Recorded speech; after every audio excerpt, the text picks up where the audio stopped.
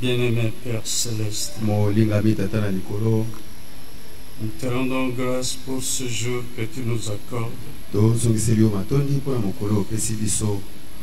Accorde-nous aussi d'être réunis pour écouter ta parole, la croire, car elle est la vérité, et d'expérimenter aussi ce pourquoi tu l'as envoyé, pour voir toutes choses. Accorde-nous grâce sur grâce, et qu'en toutes choses la gloire te revienne, dans le saint nom de Jésus-Christ. Amen. Pouvez-vous asseoir.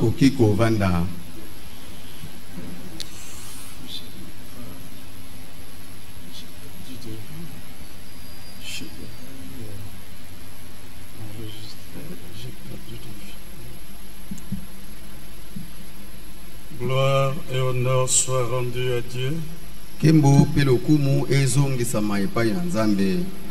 parce qu'il a permis encore un autre jour. Et c'est lui qui donne ce jour. Nous ne pouvons pas dire que nous nous sommes nous-mêmes donné ce jour d'aujourd'hui, mais nous reconnaissons que c'est encore sa grâce, parce que s'il n'avait pas permis que nous puissions nous réveiller, nous n'allions pas nous réveiller. Mais comme il a fait, il fait tout pour un but, pour montrer que c'est lui qui nous donne ce jour. Nous pouvons même trouver dans Luc, au chapitre 19, ce que le Seigneur Jésus avait dit depuis le verset, nous sommes dans Luc 19, oui. Il est écrit au verset 41 au sujet du Seigneur Jésus. Comme il approchait de la ville, Jésus, en la voyant, pleura sur elle et dit: si toi aussi au moins en ce jour qui t'est donné, tu connaissais les choses qui appartiennent à ta paix. Mais maintenant elles sont cachées à tes yeux. Ils viendront sur toi des jours où tes ennemis t'environneront, de tranchées t'enfermeront, et te serreront de toutes parts. Ils te détruiront, toi et tes enfants au milieu de toi, et ils ne laisseront pas en toi pierre sur pierre, parce que tu n'as pas connu le temps où tu as été visité. Bien sûr, là le Seigneur parle à ceux qui vivaient dans la ville. Mais il y en avait qui étaient morts, qui n'avaient pas vu ce jour-là. C'est comme maintenant aussi, il y a ceux qui sont morts. 1 Thessaloniciens 4 nous dit: nous qui sont restés, vous voyez, vivants, pendant que d'autres meurent, comme pour nous aujourd'hui. On ne sait pas combien sont partis, combien ont eu de problèmes, n'ont pas vu ce jour. Mais si nous croyons que si nous sommes dans ce jour, c'est Dieu qui nous l'a donné. Et il fait tout pour un but. Chaque jour qu'il nous donne, nous reconnaissons que c'est pour nous préparer pour le retour de Christ. Ceux-là, il y avait des choses qui étaient dites. Il viendra sur toi des jours où tes ennemis t'environneront de tranchées, ainsi de suite. Et la raison est donnée parce que tu n'as pas connu le temps où tu as été visité. Et quand Dieu visite son peuple, il accomplit ce qu'il avait promis de faire pour ce temps-là. Que le Seigneur nous donne cette pensée déjà. C'est que c'était déjà promis. Dieu a promis des prophètes. Les prophéties ont été données. Une prophétie, c'est quelque chose qui est dit à l'avance et qui doit arriver. C'était déjà prédit par ce que Dieu a utilisé, comme on a lu dans Ésaïe 44. Si on peut y retourner, vous voyez comment cela est dit dans Ésaïe 44.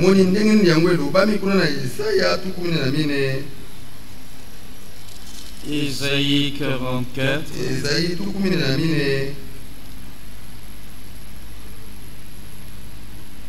Au verset 24. Ainsi parle l'Éternel, ton Rédempteur, celui qui t'a formé dès ta naissance. Moi, l'Éternel, j'ai fait toutes choses. Si on s'arrêtait d'abord là, pour nous remémorer une vérité de base. Quand Dieu agit, Dieu fait toutes choses conformément aux promesses de sa parole. Même quand il a fait les cieux, toutes choses. Si nous allons dans Genèse depuis le premier chapitre, il est montré que l'Esprit de Dieu est au-dessus des eaux. Mais quand il est parlé de l'Esprit de Dieu, il n'était pas encore parlé de la parole de Dieu. Mais voyez, l'Esprit de Dieu, l'origine c'est Dieu. La parole de Dieu, l'origine c'est Dieu. Tout ce qui est de Dieu, parole de Dieu, l'église de Dieu, fils de Dieu, l'origine c'est toujours Dieu. Il n'y a pas plusieurs personnes en Dieu. Il y a Dieu un seul. Il est un seul Dieu. Quand il est parlé de l'Esprit de Dieu. Il n'est pas parlé de Dieu l'Esprit. Dieu le Saint-Esprit. Quand il est parlé du Fils de Dieu, Dieu le Fils n'existe pas. Mais 1 Corinthiens 8, verset 5 à 6, pour nous dans l'Église, il n'y a qu'un seul Dieu, le Père. Celui que les Hébreux appellent Elohim. Le mot désignant Dieu, le seul Dieu. Dans le Nouveau Testament, nous trouvons Dieu le Père. Mais nous ne trouvons pas Dieu le Fils, Dieu le Saint-Esprit. Donc au commencement, il y avait l'Esprit de Dieu qui couvait au-dessus des eaux. L'Esprit, il en est parlé, mais il fallait aussi la parole de Dieu qui sort de la bouche de Dieu.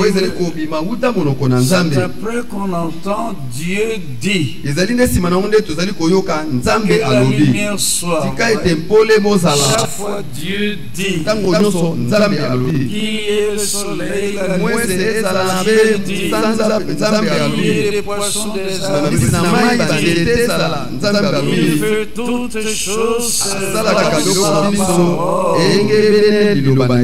il fixe un temps. C'est lui qui parle. Vous vous souvenez le Psaume 33, verset 8, toute la terre craigne que tous les habitants du monde tremblent devant lui, car il dit il fait toutes choses conformément aux promesses de sa parole. Tu es mon fils, j'étais engendré au jour. Mais l'ange Gabriel a parlé à Marie. Bien avant, c'était à Zacharie. Il dit à Zacharie, je me tiens, je suis Gabriel, je me tiens devant Dieu, j'ai été envoyé pour te parler. D'une manière générale, Jean chapitre 3, verset 34, la première partie, celui qui est envoyé de Dieu dit les paroles de Dieu. Et il fallait que Zacharie puisse croire. Mais il lui fut dit, parce que tu n'as pas cru, voilà ce qui t'arrivera. Quand nous ne croyons pas Dieu, c'est comme si nous le faisions. Non. Celui qui ne croit pas Dieu le fait menteur. Dieu veut qu'on puisse le croire. Sa parole est la vérité. Celui qui croit, la bénédiction. Celui qui croit Dieu, Dieu agit avec lui. Dieu n'a rien à faire avec celui qui ne croit pas. Et l'incrédulité ne peut anéantir la fidélité de Dieu. C'est pour le malheur de l'incrédulité. Quand Dieu parle, il veut, comme dans Luc 1, verset 45. Marie qui avait dit, il me soit fait selon ta parole. Il lui fut dit, heureuse celle qui a cru, car les choses qui ont été dites par l'œuvre du Seigneur auront leur accomplissement. Nous pouvons dire ainsi, Dieu est responsable de la parole qui sort de sa bouche. Nous sommes responsables de croire ce que Dieu dit. Dieu est responsable d'accomplir sa parole au temps fixé. Nous avons la responsabilité de reconnaître ce que Dieu fait, et de participer même à cela, prendre part. Mais si on peut penser à un Pierre, l'honneur donc pour vous qui croyez, parce que vous participez à ce que Dieu fait. Quand Dieu visite son peuple, il n'a pas le bras croisé. Quand il visite son peuple, il agit. Et ceux qui reconnaissent son action participent à ce qu'il fait. Vous êtes heureux en ce temps, enfants de la promesse. Vous avez cru la parole promise. Heureux sont vos yeux. Dieu agit conformément à ce qu'il a promis. Et vous prenez part à son action. Tandis qu'il est dit dans Pierre 2, pour les incrédules, la pierre rejetée par ceux qui bâtissent est devenue la principale de... On peut lire ça, Pierre 2. Et il est écrit cela, Pierre 2. Je crois que, oui, au verset 7, l'honneur est donc pour vous qui croyez. Celui qui croit, il est l'incrédule est malheureux. Celui qui croit, il participe à la bénédiction. Hébreux 7 dit, Dieu a béni Abraham qui a reçu les promesses. Quand vous recevez ce que Dieu a promis par la foi, comme Abraham, vous êtes béni. Galates 3. Connaissez donc que ce sont ceux qui ont la foi. Ils sont fils d'Abraham. Ils sont bénis avec Abraham le croyant. Celui qui croit, il est béni. Mais celui qui ne croit pas Dieu, il est malheureux. Heureux sont vos yeux parce qu'ils le voient. Bénis vous êtes parce que vous avez cru la parole promise pour ce temps. Bénis nous sommes parce que nous avons obéi à l'ordre de sortir de Babylone. Parce qu'à la fois il y a l'obéissance, à l'incrédulité, il y a la désobéissance. Ainsi allons de l'avant dans la foi, ayant confiance en Dieu sans limite. Il sait où il nous mène. L'avenir est glorieux. Il ne faut pas regarder ce que nos yeux voient. Le soleil qui est ardent ces jours. Mais regardons au but. Ce que Dieu a promis pour nous. Les promesses auxquelles nous croyons, de nos yeux, nous les verrons s'accomplir. Lorsque Dieu va agir, parce qu'il est responsable encore une fois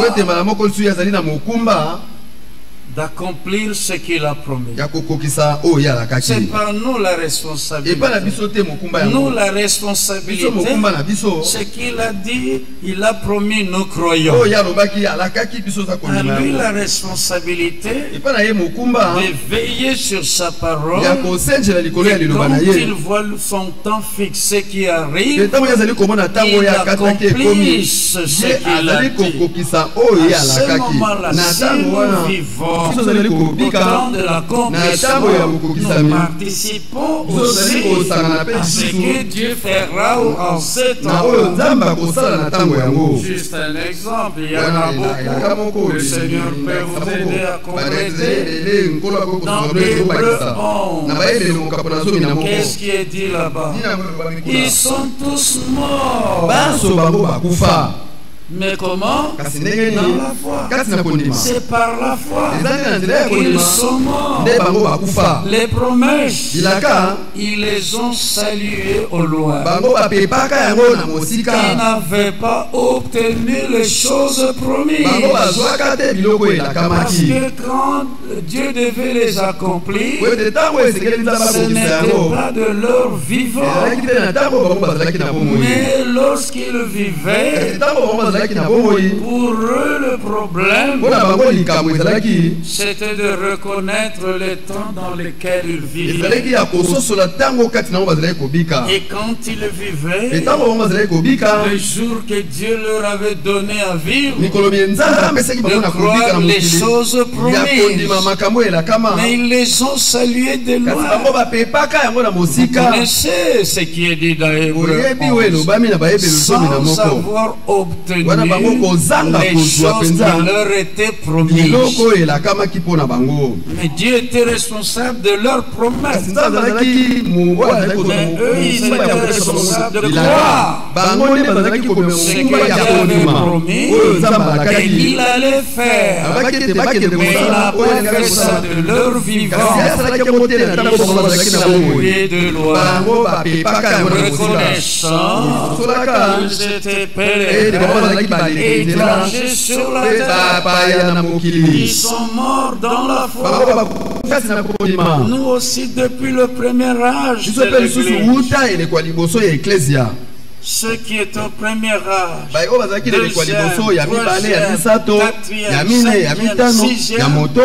tous la même promesse. Jean 14, je m'en vais vous préparer une place. Au premier âge, ils ont cru. C'est pourquoi ils disaient Maranatha déjà, parce qu'ils croyaient dans ce qu'ils ne voyaient pas encore, mais ils ont salué au loin. Et chez nous, aujourd'hui, nous pouvons dire nous saluons au loin. Le Seigneur a dit, lorsque vous entendrez, vous verrez des bruits de guerre, des soulèvements, tout quelque chose qui n'a pas dit, c'est vous. Levez vos têtes, car l'heure de votre délivrance approche. C'est pourquoi, après avoir reçu la révélation de la parole de Dieu en relation avec ce temps, Paul dit par la foi, nous ne mourrons pas tous. Vous voyez? Mais lui, il est mort. Mais il y en a qui sont restés. Aujourd'hui, il y a aussi ceux qui sont vivants. Nous ne mourrons pas tous.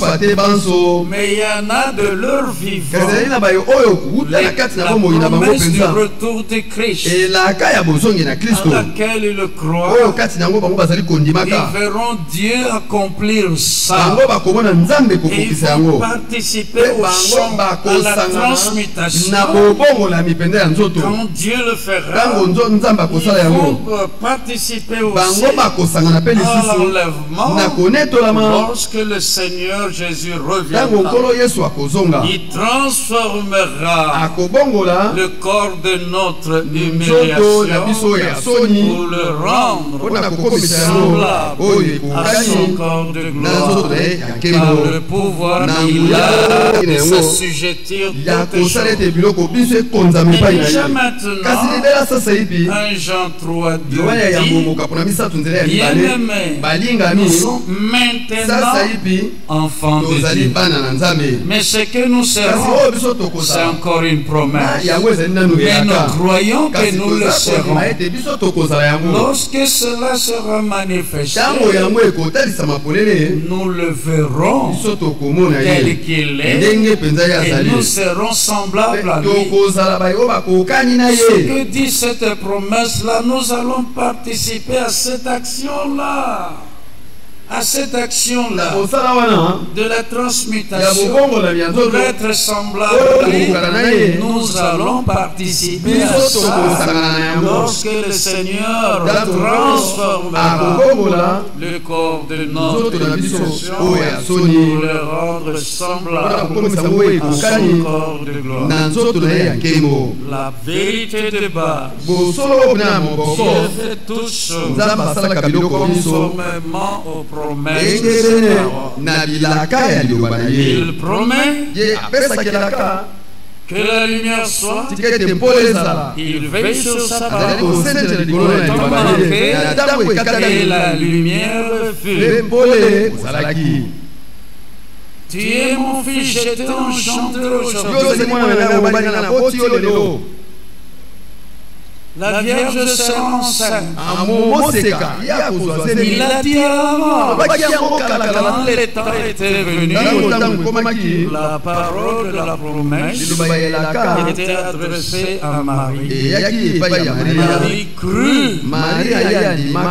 Elle a simplement posé la question. Je ne connais point d'homme. Mais comment cela peut se faire? Une naissance d'un enfant naturel. Il faut que je connaisse un homme naturel ou un enfant naturel. Mais je ne connais point d'homme. Mais l'évangile est surnaturel. Nous voyons les choses inhabituelles que les autres ne peuvent pas croire. Nous ne cherchons pas à voir. Heureux ceux qui croient sans avoir vu. Marthe, n'étais-je pas dit, si tu crois, tu verras la gloire de Dieu. Ne cherchez pas d'abord à voir, mais cherchez à être capable de croire. Et ensuite viendra la vue des choses que nous croyons. Marie dit qu'il me soit fait. Mais d'abord, comment cela peut-il se faire? Elle avait déjà reçu la parole de la promesse. Elle a cru. Mais il lui était dit que le Saint-Esprit viendra sur toi. Mais la parole était déjà là. La foi était là. L'esprit se mouvait au-dessus des autres. Mais il fallait la parole. Dieu dit que la lumière soit, et la lumière. Marie avait d'abord la parole. Mais comment ça va se faire? Zacharie 4, 6. Ce n'est ni par force, ni par puissance, mais c'est par mon esprit, dit le Seigneur. Désormais, nous aussi, en ce temps qui nous est donné, nous n'avons pas reçu un ange céleste comme Gabriel. Moi j'ai beaucoup à la tête de Gabriel. Un ange messager de l'Église. Un homme de la même nature que nous. Mais avec la parole de Dieu, notre temps qui nous est donné. Et ceux qui croient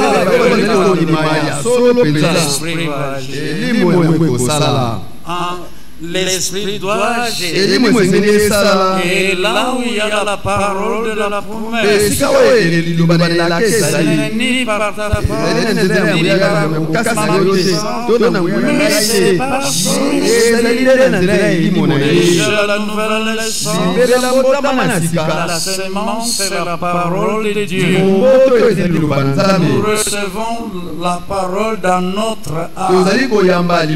Nous croyons. C'est notre responsabilité. Mais la responsabilité de Dieu, par son esprit, l'esprit vient nous créer une vie nouvelle. Et nous pourrons dire bien-aimé, nous sommes maintenant enfants de Dieu. Mais ce que nous serons, il n'y a que la promesse. Mais nous le serons. Mais quand cela arrivera, spécialement d'une manière collective, tous ceux qui ont reçu la parole promise, envoyée par Dieu, par Frère Branham, et la suite, la nourriture spirituelle, convenable, ce sont ceux-là, les élus, qui constituent l'Église pour seulement l'épouse parole. Seulement en eux que l'action vivifiante à la fin collectivement toute l'église se fera ni par la force ni par la mais maintenant c'est individuellement. Celui qui croit, l'esprit vient créer une vie nouvelle. Celui qui croit, l'esprit agit en lui. Qu'est-ce qui est dit dans 1 Thessaloniciens au chapitre 2, il est écrit au verset 13, c'est pourquoi nous rendons continuellement grâce à Dieu en recevant la parole de Dieu, et nous vous avons fait entendre. En recevant la parole de Dieu, et nous vous avons fait entendre, vous l'avez reçu, non comme la parole des hommes, mais ainsi qu'elle est véritablement la parole de Dieu qui agit pour ceux qui croyaient. La parole de Dieu a le pouvoir de transformer. La parole de Dieu est puissante. Celui qui la croit expérimentera la puissance. Isaïe s'est écrié. Isaïe 53. Il a cru à ce qui nous était annoncé. Et la suite, qui a reconnu du Seigneur. Mais c'est celui qui a cru. Sa responsabilité, c'est de croire. La responsabilité de Dieu, il lui a dit ce qu'il croit, il agit par son bras puissant. Et lui reconnaît alors l'action de Dieu Dieu reste le même, il ne change pas. Tous ceux qui croient sa parole verront les faits. Parce que la parole de Dieu ne rentre pas à Dieu sans effet. Il est écrit dans Romains 9, depuis le verset 6, ce n'est point à dire que la parole de Dieu soit tous ceux qui descendent d'Israël ne sont pas Israël. Et pour être la postérité d'Abraham, ils ne sont pas tous ses enfants. Mais il est écrit en Isaac sera nommé pour toi innocent. Les autres pouvaient faire tout ce qu'ils pouvaient faire. Tout le monde peut se dire chrétien. Dieu ne va pas rester Romains 9 en Isaac. Et voici la parole de la promesse. Je reviendrai à cette même époque. Ils sont tous ceux qui se disent chrétiens. Ils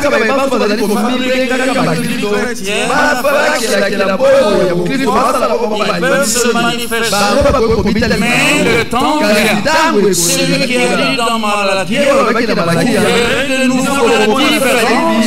Il va établir la différence jusqu'au point où même les vierges dites folles de quel côté sera l'action de Dieu,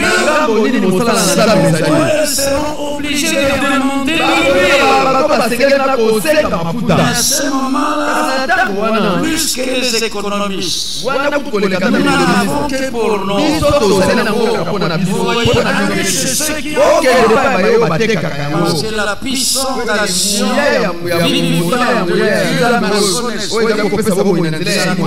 seulement dans l'église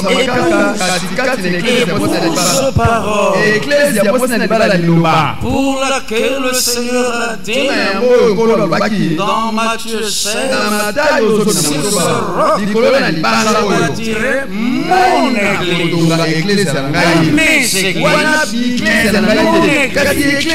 Et les portes de ces choses de mort ne prévaudront point contre elles au singulier, mais elles prévaudront pour toutes les autres églises bâties par les hommes. Mais celle-là qu'avait promis de bâtir, il a bâti le jour de la Pentecôte. Satan ne pourra rien. Matthieu 24, s'il était possible, même les attaques, mais ce n'est pas possible. Et il est écrit dans Éphésiens 5, il fera apparaître devant lui cette église, son église, il a commencé à bâtir, il va achever, c'est celle-là qui va faire paraître devant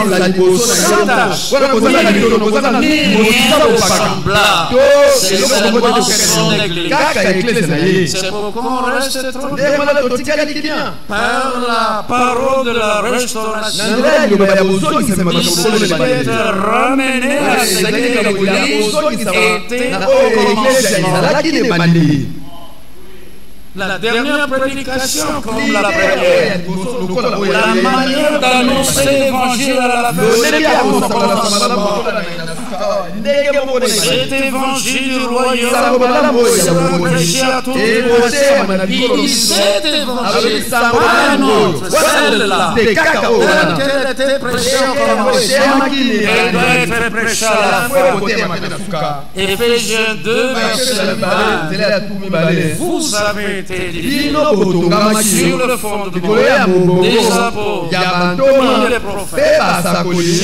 Jésus-Christ étant lui-même la pierre angulaire. Ce qui était dit à l'église au commencement doit l'être ici aussi à la fin. Il y a eu des prophètes depuis l'Ancien Testament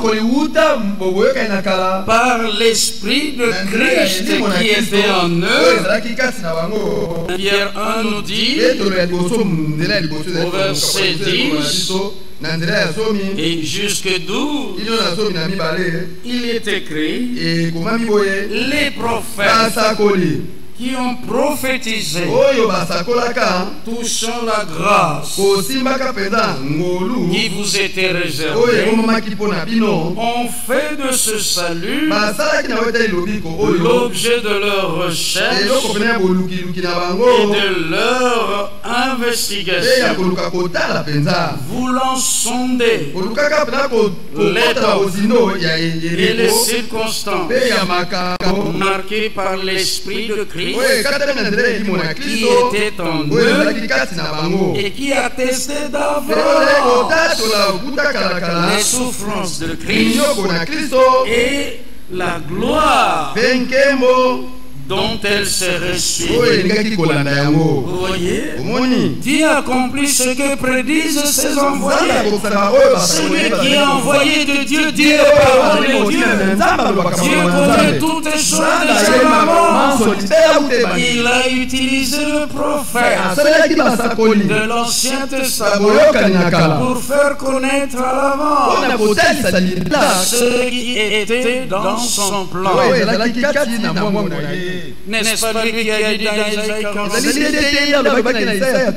De loin, j'appelle un homme. Il agit par le ministère de l'homme avec lequel lui-même appelle l'envoi. Mais pour agir, ce ne sont pas ces hommes qui agissent. C'est Dieu lui-même. N'est-ce pas ce que Paul a dit dans 1 Corinthiens 3? Qu'est-ce que Paul? Qu'est-ce qu'Apollo? Ce sont des serviteurs par le moyen. Il faut différencier le moyen de l'instrument et celui qui utilise l'instrument.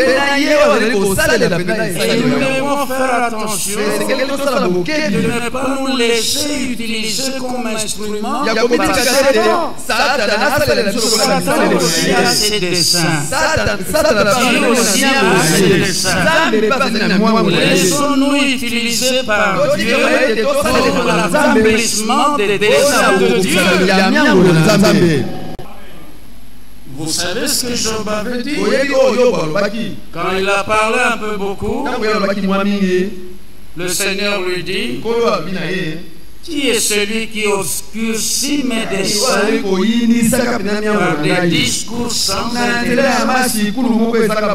Job dit: je mets ma main sur ma bouche.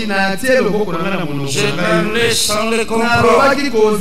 Des choses qui me dépassent la science si élevée. Je mets ma main sur ma bouche.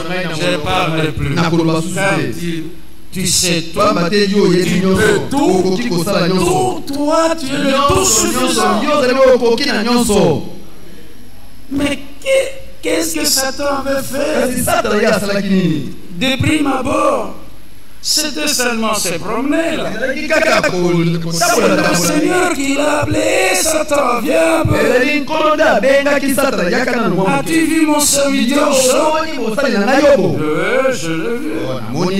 D'ailleurs, tu me poses la question, je viens de la terre, mais mon serviteur Job. Oui, je l'ai vu. Oh, mais il n'y a personne comme lui sur la terre. Un homme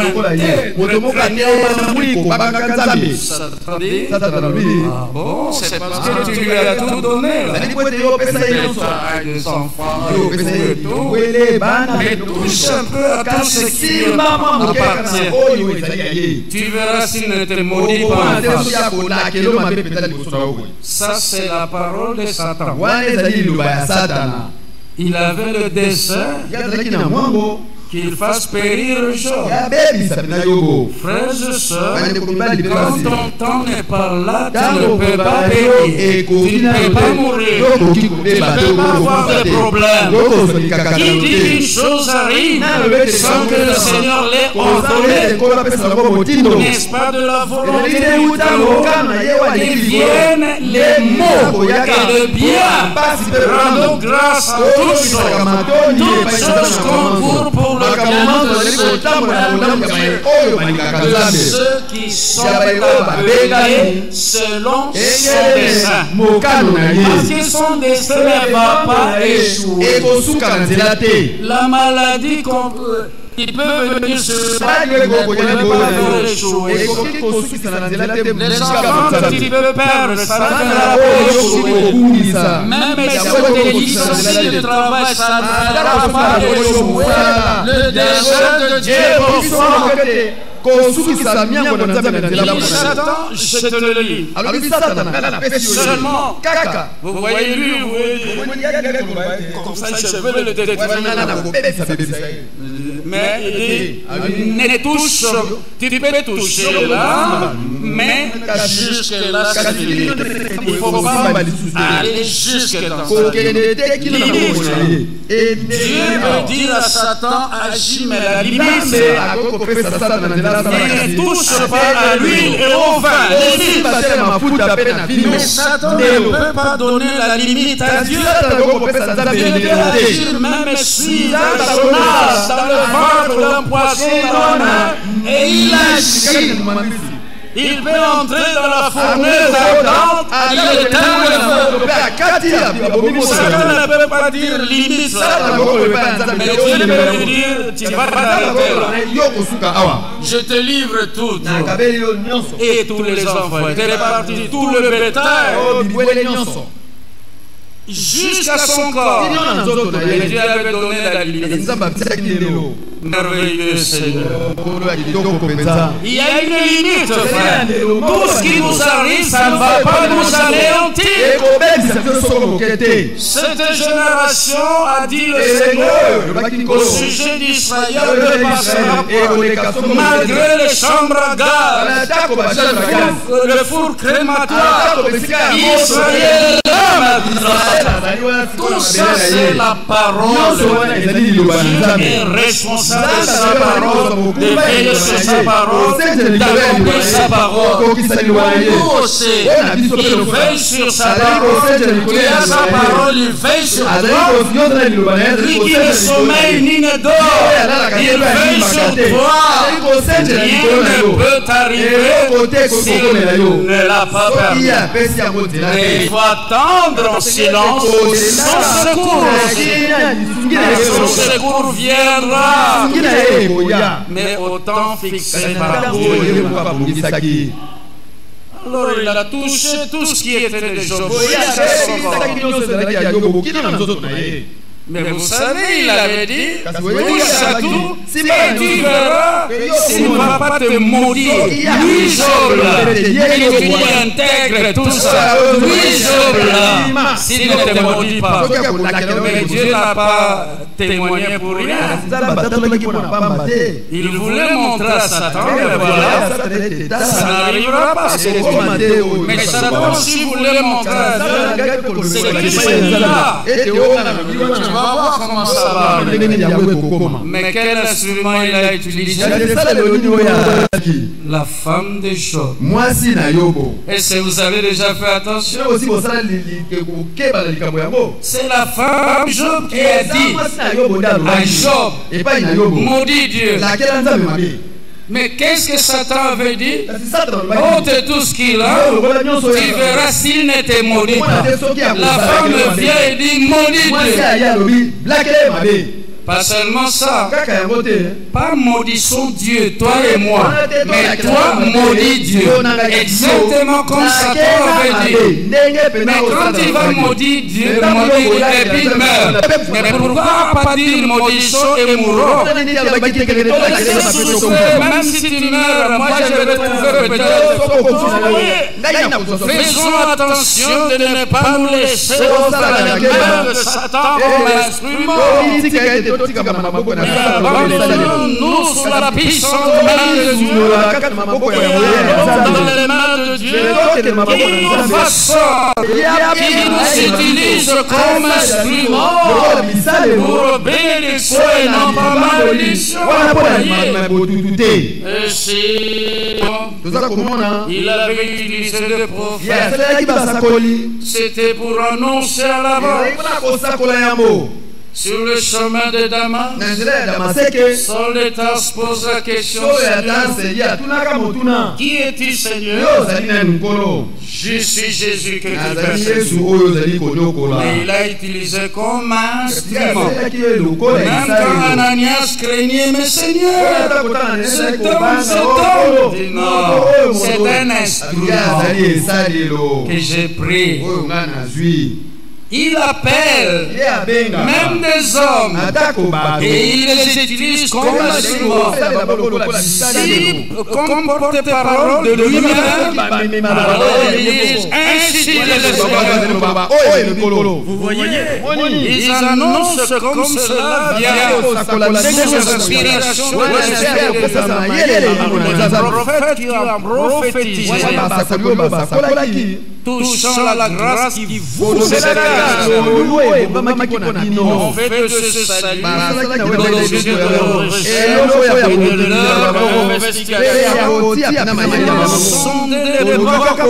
l'objet de l'esprit qui était en c'était pas eux-mêmes. Est-ce que l'on peut connaître la vérité? L'Ecclésiaste, il est écrit, mais qui lui dira ce qui viendra dans le futur?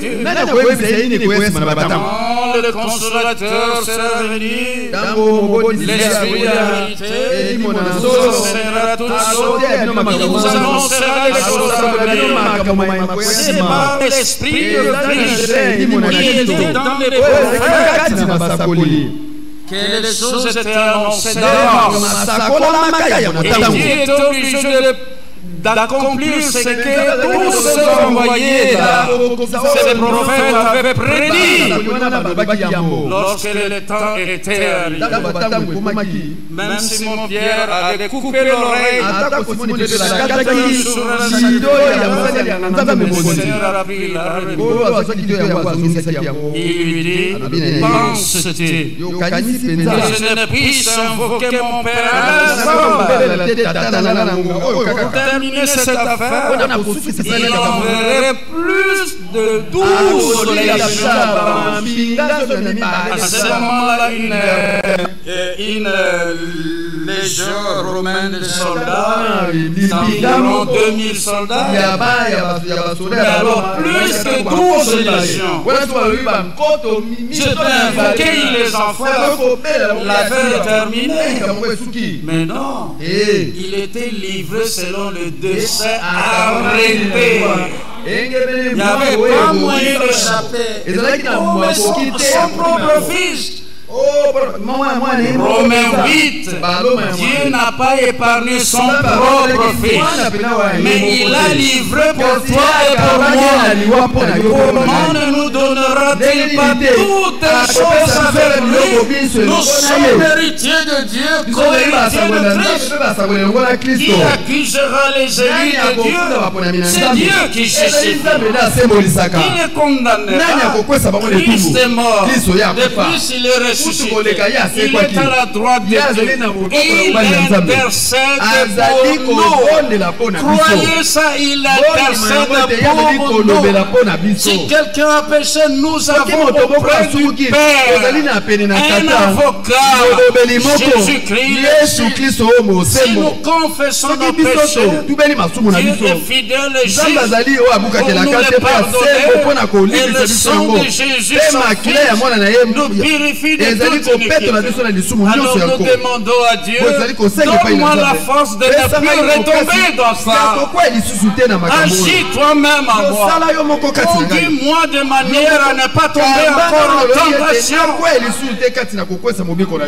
Façonne-moi. Je veux devenir meilleur. Ce que je fais, je ne pouvais pas le faire. Je devais marcher d'une manière digne.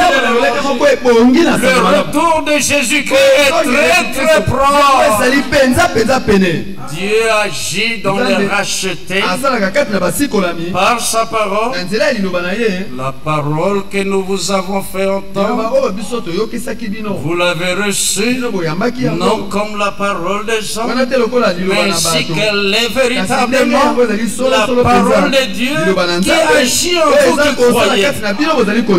Si Satan t'a tapé quelque part, fais comme un boxeur, tu couvres ça par la foi. Tu prends, tu crois une parole, tu lis, je crois. Tu restes là même un peu longtemps. Si tu fais l'expérience, et tu verras. Parce que la parole de Dieu agit en vous qui croyez. Prenez la parole de Dieu. Dieu agit par ta parole. Il veille sur ta parole. Il a dit, ça ne rentre pas à toi sans je fais. Je la crois dans mon cœur. Il agit dans mon cœur qui croit. Agit, ne tarde pas. Je ne veux plus entendre parler de cette chose-là qui n'était pas agréable à toi. Je veux être, en avançant, devenir pas pire, mais devenir meilleur. Dieu prépare en agissant dans chaque croyant, chaque racheté, par sa parole et par son esprit. Ce n'est pas force, ce n'est pas question. Vous voyez les choses. Par sa parole, Dieu agit. Il parle. Toi, la responsabilité de croire. Ce que tu dis, c'est la vérité. Même si je ne vois pas comment ça va s'accomplir, je crois que c'est la vérité. Alors Dieu est content. Il agit par sa parole. Dans ton cœur qui croit. Vous vous souvenez de Acte 15? Quand Simon-Pierre parle de ce qui s'est passé chez Corneille, il dit pendant que je parlais, Dieu qui connaît les cœurs. Parce que la parole doit agir dans le cœur de ceux qui croient. C'est Dieu qui regarde au cœur, qui a vu le cœur, et il a fait descendre le Saint-Esprit. Et qu'est-ce qu'il a fait? C'est bien de lire cette place. Si on ne l'avait pas encore lu l'autre fois, Acte 15, comment cela est écrit? Acte 15, il est écrit au verset 8, et Dieu qui connaît les cœurs leur a rendu témoignage en leur donnant le Saint-Esprit comme à nous.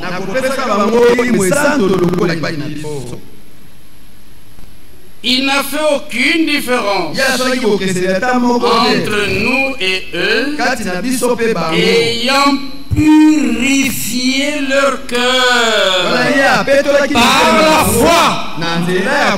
Notre préparation, c'est Dieu qui doit agir.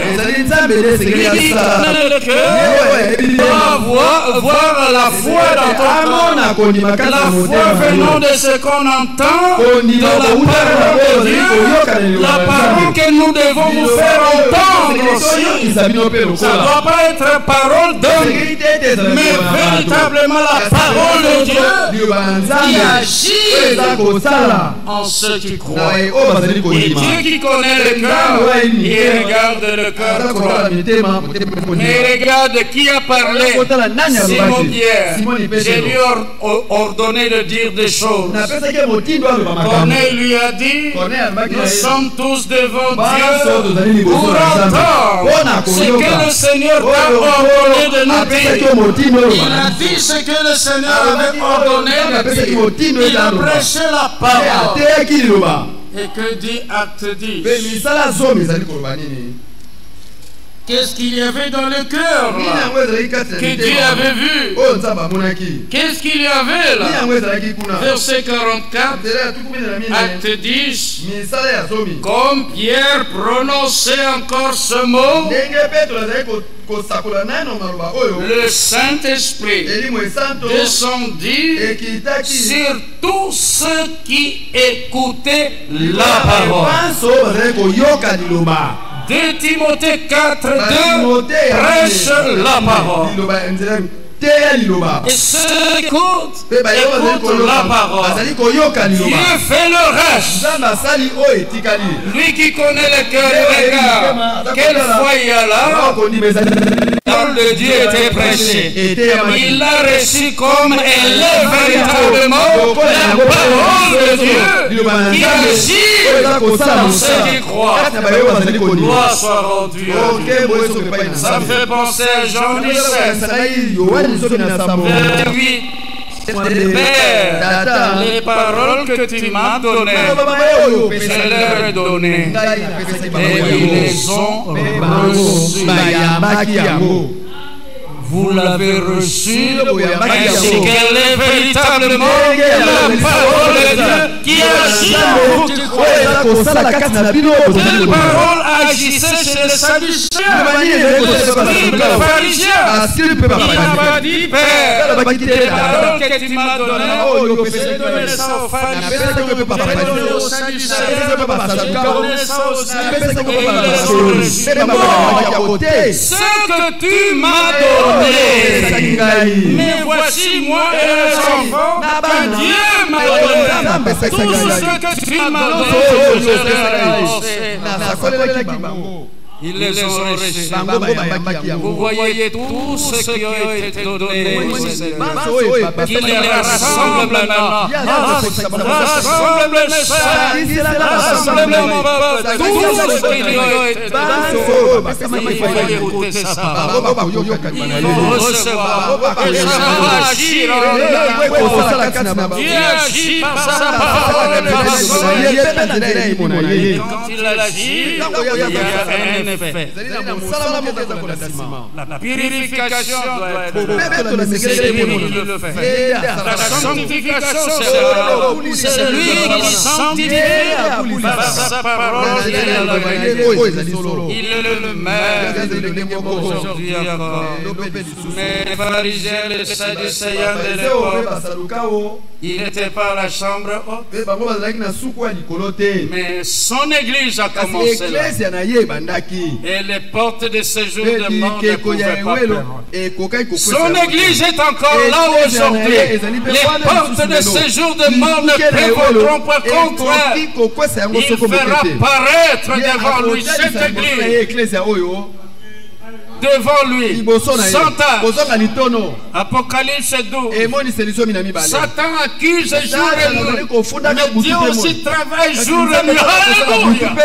Jusqu'à ce que son église paraisse devant lui. Sans tâche. Ni rien. À la fin, ça sera comme au commencement. Prêche la parole. Comme chez Corneille prêche la parole. Dieu regardez le cœur et il agit par sa parole et par son esprit. Car il arrivera un temps, nous sommes en plein dedans. Les hommes ne supporteront pas la saine doctrine, mais il y a des démangeaisons d'entendre. Quoi? D'entendre, mais quoi? Mais il est écrit, la parole que nous, vous avons fait entendre. Mais prêche la parole, il arrivera un temps, les hommes ne supporteront pas la saine. Mais il y a la démangeaison d'entendre. M'entendre quoi? Des choses agréables. Ils se donneront une foule de docteurs. Eux-mêmes les hommes vont se donner. Dans Matthieu 9, quand le Seigneur a dit en tant que fils de l'homme, la moisson est grande, il y a peu d'ouvriers. Et qu'est-ce qu'il a dit? Former les ouvriers, priez le maître de la moisson qui envoie des ouvriers. Ceux qui envoyé des sortir la parole. Celui qui demeure dans la parole, vraiment disciple du Seigneur. Il connaîtra la vérité et la vérité le rendra libre. Le Seigneur délivre encore, mais il faut entendre la parole de Dieu qui est la vérité. Prêche la parole. Le temps viendra et nous sommes là. Les hommes ne supporteront pas mais ayant la démangeaison d'entendre des choses agréables, ils, les hommes de Timothée 4, ils, les hommes se donneront. C'est-à-dire les hommes donnent aux autres hommes. Mais nous nous voulons Ephésiens 4. Étant monté en haut, il a amené des captifs. Il, au singulier, pas les hommes au pluriel qui donnent aux hommes une foule de docteurs, mais lui, il a donné les hommes comme apôtres, les autres comme prophètes, évangélistes et pasteurs et docteurs pour le perfectionnement des saints, jusqu'à ce que nous soyons tous parvenus à l'unité de la foi et de la connaissance du Fils de Dieu, n'étant plus des enfants, emportés à tout vent des doctrines. Cette maison de Dieu, sa maison, bâtie sur le roc, tiendra bon contre tout vent de doctrine. Les élus ne seront point séduits, afin que nous ne soyons plus des enfants, emportés à tout vent de doctrine, par la tromperie des hommes, par le ruse, par les moyens de séduction. Mais croissant jusqu'à atteindre la stature parfaite de Christ. Alors Apocalypse 12, verset 5, la deuxième partie, et son enfant, l'enfant mâle, qui est devenu majeur à maturité, à la stature parfaite de Christ, et sera enlevé vers Dieu. Je pense à un frère bonhomme qui disait quelque chose dans ce sens, dans le Dieu de cet âge mauvais. Pourquoi un âge si mauvais? Mais il veut aussi qu'une épouse sorte de ce temps. Un âge si mauvais. Il veut prouver à Satan, tu as assez travaillé. Gazangélec, Agile, Soterel et tout ça, tu as assez travaillé. Je t'ai donné la limite. Mais ici c'est mon temps. Je dois faire quoi? Je dois restaurer. Tout ce qui a été perdu, j'ai promis de restaurer. Il est responsable d'accomplir sa parole en Seigneur, de restaurer toutes les choses. Satan ne pourra rien. Il veut prouver à Satan. Première Ève au jardin d'Éden, il l'avait fait tomber par la séduction. Mais ici, aucun élu ne sera séduit. Ici à la fin, ce sera semblable. Je lui ferai une ère.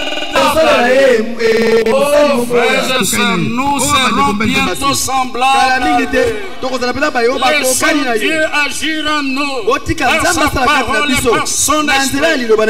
Il parle notre responsabilité, croire que ce qu'il dit est la vérité. À lui la responsabilité de veiller sur sa parole et de l'accomplir.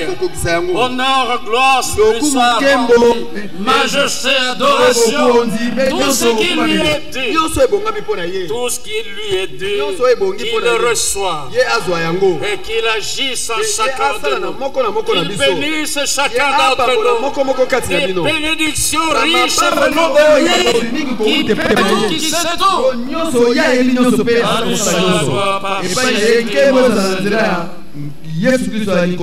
Amen.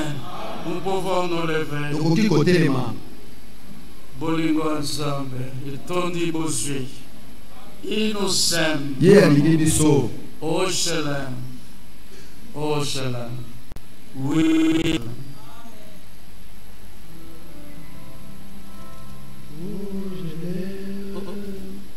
Oh Shalom. Oui, je l'aime. Parce qu'il m'a aimé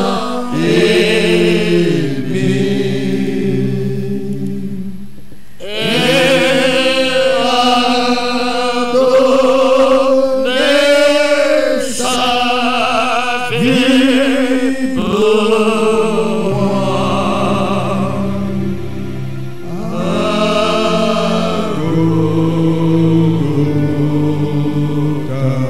Prions tous ensemble. Seigneur Dieu le Tout-Puissant, merci parce que tu sais tout, tu connais ces jours que tu nous as donnés pour nous faire entendre ta voix. Ainsi fais le cadeau de la foi qui vient de ce qu'on entend de ta parole. Et toi-même, agis par ta parole, par ton esprit, donne la compréhension, ouvre l'entendement, Seigneur, pour comprendre les Écritures, pour accepter ce que tu as dit de faire en ce temps et de prendre part à cela. Rends-nous capables de cela pour voir toutes les choses par toi, ma gloire. Merci au Tout-Puissant, merci infiniment. Loué, exalté soit ton sang d'un jeune âge, manifeste encore ton bras puissant en notre temps. Agis, ne tarde pas dans la vie de chacun d'entre nous, dans les cœurs, dans l'Église, en chaque croyant, dans toute l'Église, pour voir tout pour ta gloire. Gloire à toi, Seigneur.